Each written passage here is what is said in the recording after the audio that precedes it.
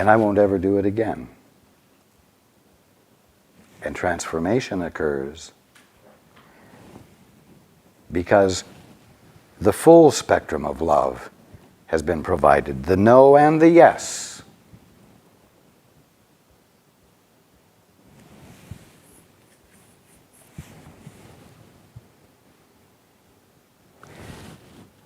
But again, don't be immobilized into a lukewarm space of non-committal uninvolvement, because you are here for a reason.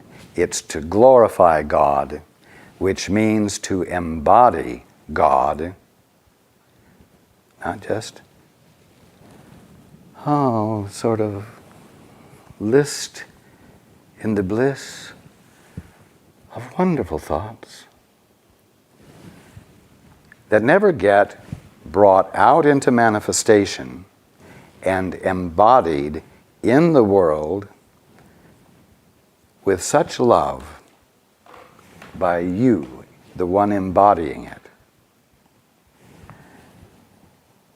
that others cannot help to find it of interest and express their curiosity and want to know more about it and thereby be changed by it.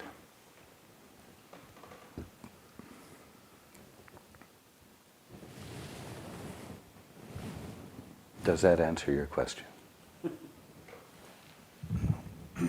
Yes. And, if I might, at what point does the perceived attack become the issue of, when I feel attacked, it is my issue, but when I need to take a stand against an attack or an aggression or a type of behavior, at what point will I know that it is not an illusion, it is an attack to which I must say no? The moment you get into your peace, the next morning, when you get up and you make the choice for your peace, you will know that it's not an attack, it's a call for love, awkwardly and inappropriately embodied. You will recognize that the inappropriate and awkward embodiment of love being called for needs to be contained. But not because it's attack, but because that's what love does when an inappropriate call for love is sent out. So, the inappropriate call for love, if not seen clearly By me or one who is perceiving it, as a call for love. as a call for love, will perceive it as an attack. That is correct. And that is why attacks are our own issues, because we're not able to see it as a call for love. And the reason you cannot see it as a call for love is because you're not in your peace. And when you're not in your peace, you yourself are in an ongoing state of defense. And so you will see behavior as an attack. And not a call for love. Yes. Even good behavior, apparently good behavior, will be seen as something to be suspicious of. What's behind their niceness? What are they really wanting? There is a lack of trust about friendly behavior as well. When we are not in our peace. That is correct, which is all the time. You were not here last week, but you are always in fear until you turn back to the altar and give your commitment there. Because the moment you have chosen not to see with the Father, and you have chosen to see on your own you are inevitably and unalterably and unequivocally in a state of fear, and therefore a constant readiness for defense. Thank you. You are welcome. I'm wondering about illness. I just found out that a very close friend is also undergoing cancer problems, and it seems to me a lot of what you're saying relates to illness. Absolutely. Absolutely. That is just in my mind to say no to this. You are an idea of God. You are absolutely perfect. And this is a call for love, not fear. That is correct. Because I know my friend would like to have been here tonight. This is her second bout with cancer, so it's a little scary. Thank you. It is scary until you're able to feel your peace so that the true perspective may be available to you, felt to the tips of your toes, so that you might see the absurdity of the suggestion that you can be subject to something called cancer that somehow is real and can pose a real threat. In your peace and with the Father's perspective, you will see that it is just a suggestion, the same sort as any hypnotist who says, you have an apple stuck to your nose. Thank you for the picture. It is a suggestion. And when it is seen as a suggestion, it then becomes easy to say no to your inclination to react in fear and abandon your peace and your capacity to be the presence of love that dissolves any tiny bit of manifestation that suggests that the threat is real.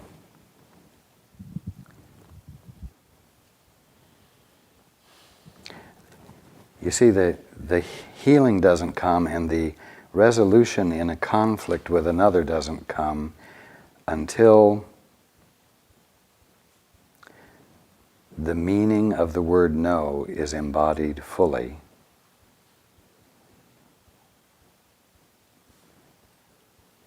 Not as a defense, but as a realization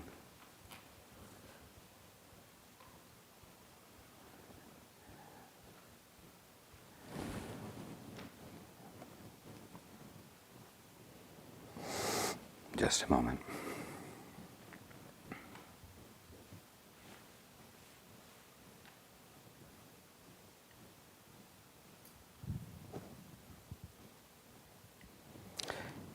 As a realization that the seeming substance of the harmful or hateful behavior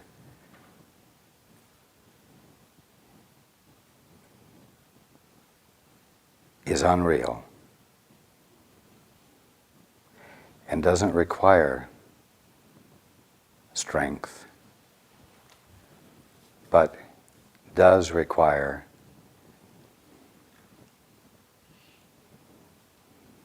you to be unequivocally pure in your expression of the meaning of no. So that there are no weak spots for the ego to engage. When you say no and mean it from the tips of your toes, it doesn't come out as an act of aggression. In other words, it doesn't come out as an act of opposition. It just comes out, even when spoken softly and with peace.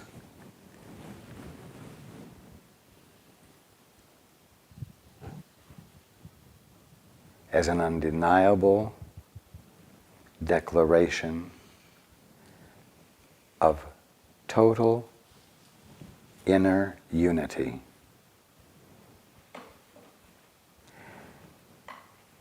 Even humanly speaking. But you know what? When you encounter someone who says no with complete integrity, you know that you're in touch with someone who's in touch with the universe. You know that you're in touch with someone who's grounded in something greater than some personal strength.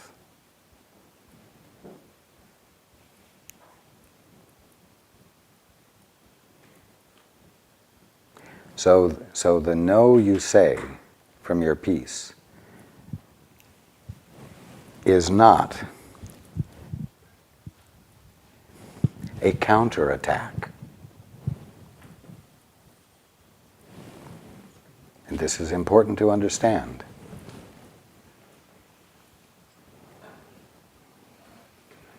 It's an expression of pure integrity that is undeniable.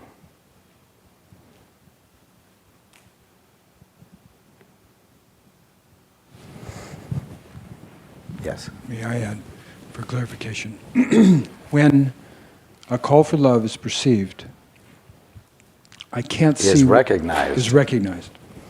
I say that because Yes. it is attack that is perceived. Yes. The truth you can recognize. When would I be saying no or yes to the call for love, as opposed to our war situation, which is no, you can't do these things, or we will enforce our no. Taking it from the global or the international to the individual, one-on-one, what would you be saying no to if it is perceived, recognized as a call for love? I'm having trouble. The moment you recognize it as a call for love, you will respond. But with a yes or no? You will respond with what addresses the need, and sometimes it will be a no. No, I will not participate in a game of. I will not engage in a pissing contest. I will not engage in argument. I will not engage in negotiating what degree of hurt is going to be acceptable. I will not negotiate whether I deserve to be hurt. I will not participate, you see, but here's what I will do. Thank you. If you will cease to act in hateful or harmful ways, I will sit down with you. And we can discuss, without argument, how to be together, whether we want to be together, in a friendly manner.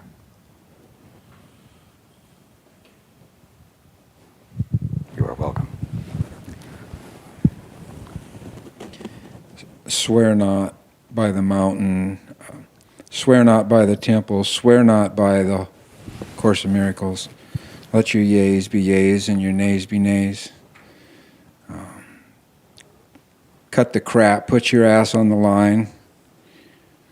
The discipline and the commitment bring me to this place of peace, and then my yes and my no is the atonement. Exactly. Next week we will switch places. You know, you're just so good at that, lovingly expressing it so that it invites you in. You're just really good at that. And you are all being invited to do the same thing.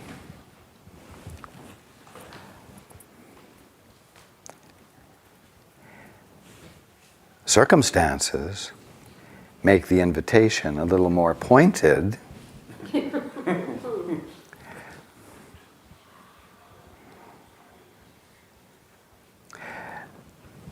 Circumstances in the world are calling for you to be the presence of love. Not in nice flowery thoughts, but in practical expression, practical embodiment.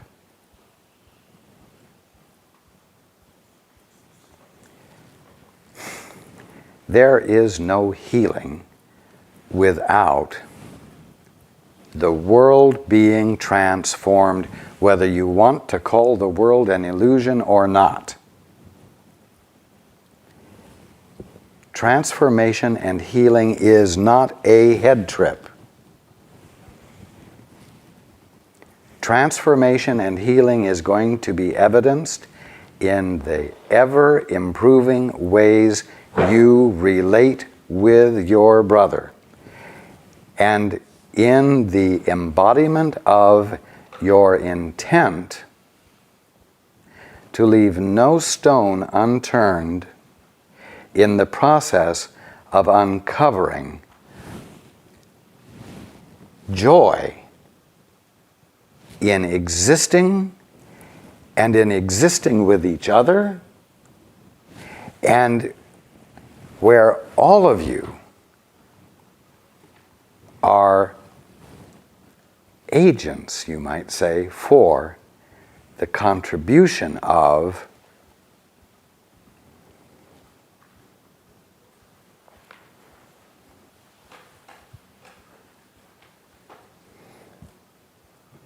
the uncovering of the kingdom of heaven right where you thought, quote, the world, unquote, was.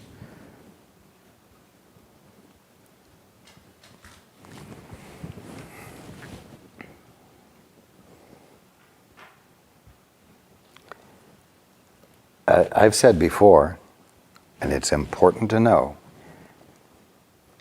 until you can say no, you can't really say yes.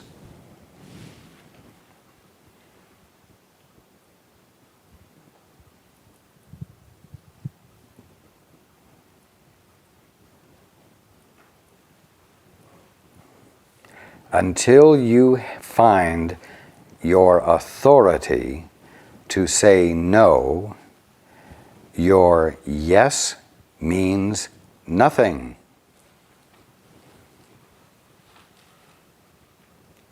When you can't say no, you become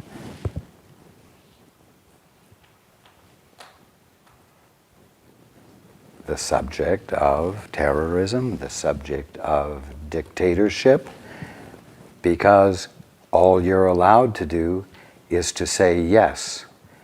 And so your yes makes you a mealy-mouthed wimp, a nothing. It causes you to behave as though you are not the presence of God embodied, because you're not glorifying God, you are covering up the fact that you exist for a reason, a divine reason, an utterly valuable reason, a reason that reeks with dignity, a reason that has as its purpose the glorification of all that is ultimately meaningful and good.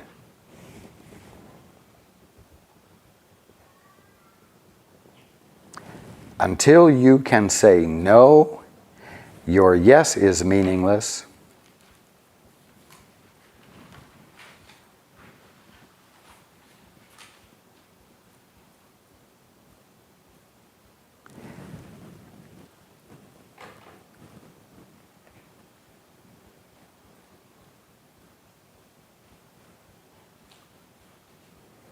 Because there's no integrity to it.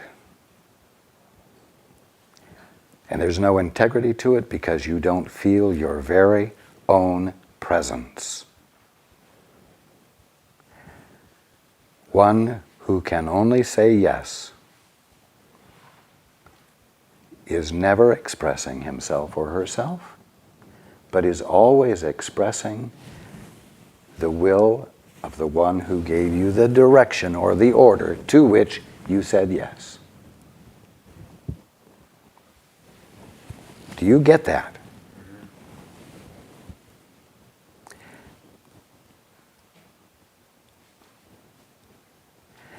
Not being able to say no is a sure way to keep yourself in the dream, and it will constitute an absolute block to waking up. Because it means that you haven't arrived at a point of using any self-discipline yet. Of course, one who doesn't have a right to say no obviously doesn't have enough substance to bring about a decisiveness or enough decisiveness to make a commitment to yes or no. When you don't know you have the right to say no, and you never use the word and you never mean the word,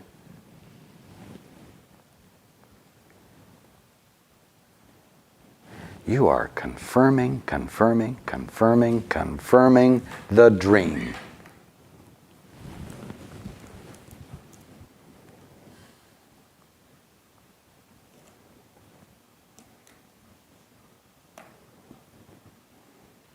So I say it's time to get some guts. And I say it's time to get some guts to announce to you that you have guts. That you have what it takes to become decisive in determining the difference between truth and what is untrue. Between a call for love and what is not a call for love.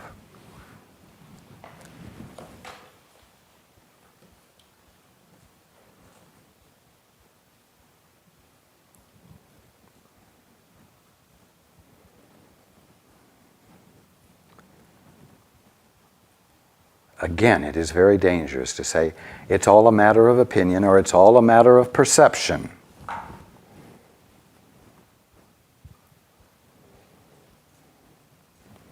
Of course, if you're going to engage your guts and become decisive, you're obviously going to have gotten off a fence that you were on, and you're going to be involved. You're going to let your voice be heard.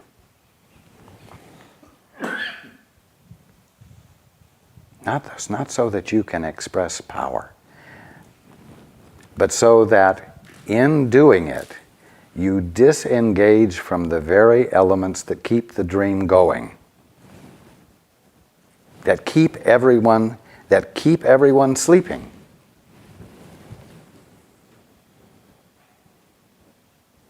Sleeping is an indecisive place, isn't it?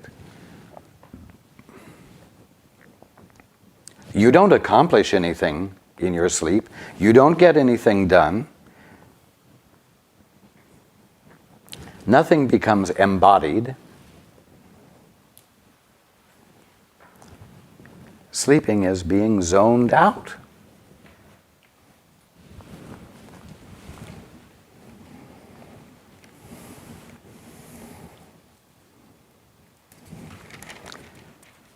A Course in Miracles is not about being zoned out. Waking up is not about being zoned out. It's about being more conscious.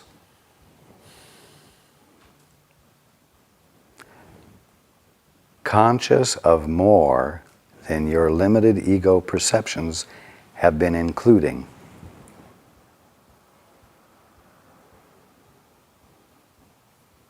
More than your habit of relying on memory and past concepts have allowed you to experience.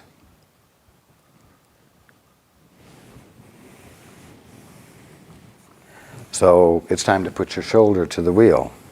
Get your ass in gear. It's time to stop playing metaphysical ego games or spiritual ego games and get down to the business of your connection with the Father. Why? So that you can do the scary thing of discovering what is real and what is true so that you might stand behind it with every fiber of your being and embody it so that it shows up in the world.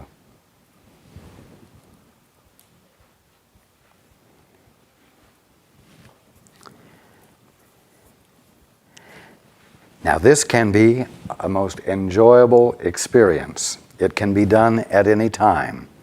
And the enjoyableness of the expansiveness will be yours. But you're at a point where there's a very strong call for love going on in the world. It looks like an expression of hate that needs to be dealt with. And so you find yourself uncomfortable. Well, I will happily use this situation as an opportunity to light a fire under your derrieres so that you might go ahead and do this enjoyable thing. I'm about finished talking about this subject, and so I want to bring in the fact that what we're talking about is supposed to be an enjoyable thing. But you have a current stress going on in the world that is a good enough reason for giving the focus and the discipline to your mind so that you do get off the fence and you do find out what is true and you do dare to embody it. There's a need for it to be embodied, but remember, what I'm inviting you to engage in is simply what has been your function all along. And if the stressful situation weren't here, we would be talking about it as though it were a totally enjoyable thing. So remember,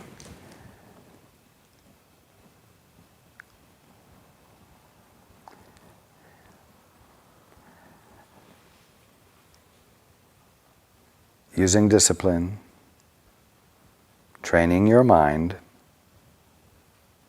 so that you can distinguish between truth and illusion, so that you can withdraw your support from illusion and lend yourself fully and committedly to what is the truth, so that you are not in the limbo of indecision and confusion or the apparent safety of non-commitment. You